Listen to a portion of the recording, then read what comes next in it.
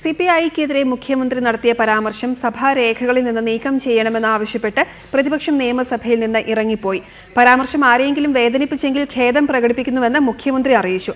പ്രതിപക്ഷ പ്രതിഷേധത്തെ തുടർന്ന് നേരത്തെ 1 മണിക്കൂറോളം സഭാ നടപടികൾ തടസ്സപ്പെട്ടിരുന്നു. കോഴയ്ക്ക് വേണ്ടി സിപിഐ പാർലമെന്റ് സീറ്റ് വിറ്റുവന്ന മുഖ്യമന്ത്രിയുടെ പരാമർശം രേഖകളിൽ നിന്നും നീക്കം ചെയ്യണമെന്ന പ്രതിപക്ഷാവശ്യമാണ് ഇന്ന് നിയമസഭയെ പ്രക്ഷുബ്ധമാക്കിയത്. ശൂന്യവേളയുടെ തുടക്കത്തിൽ സിപിഐ നിയമസഭാ കക്ഷി നേതാവ് സി ദിവാകരൻ തന്നെ ക്രമപ്രശ്നവുമായി എഴുന്നേറ്റു. അപകീർത്തികരമായ പരാമർശങ്ങൾ രേഖയിൽ നിന്നും നീക്കം ചെയ്യണമെന്നാണ് ചട്ടമെന്നും മുഖ്യമന്ത്രിയുടെ പരാമർശവും നീക്കം ചെയ്യണമെന്നും ദിവാകരൻ ആവശ്യപ്പെട്ടു.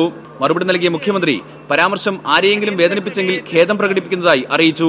മുഖ്യമന്ത്രിയുടെ ഖേദപ്രകടനത്തിൽ തൃപ്തരാകാതെ പ്രതിപക്ഷം പ്രതിഷേധവുമായി നടുത്തളത്തിലിറങ്ങി. ഇതേ തുടർന്ന് നടപടികൾ തൽക്കാലത്തേക്ക് നിർത്തിവെക്കുന്നതായി ഡെപ്യൂട്ടി സ്പീക്കർ അറിയിക്കുകയായിരുന്നു. പിന്നീട് 1.5 മണിക്കൂറിന് ശേഷം സഭാ നടപടികൾ പുനരാരംഭിച്ചപ്പോൾ മുഖ്യമന്ത്രിയുടെ ഖേദപ്രകടനത്തിന്റെ അടിസ്ഥാനത്തിൽ വിഷയം അവസാനിച്ചതായി ഡെപ്യൂട്ടി സ്പീക്കർ പറഞ്ഞു. എന്നാൽ പരാമർശം രേഖകളിൽ നിന്നും നീക്കം ചെയ്യാത്തതിൽ പ്രതിഷേധിച്ച് പ്രതിപക്ഷം സഭയിൽ നിന്നും ഇറങ്ങിപ്പോവുകയായിരുന്നു. റിപ്പോർട്ടർ, തിരുവനന്തപുരം.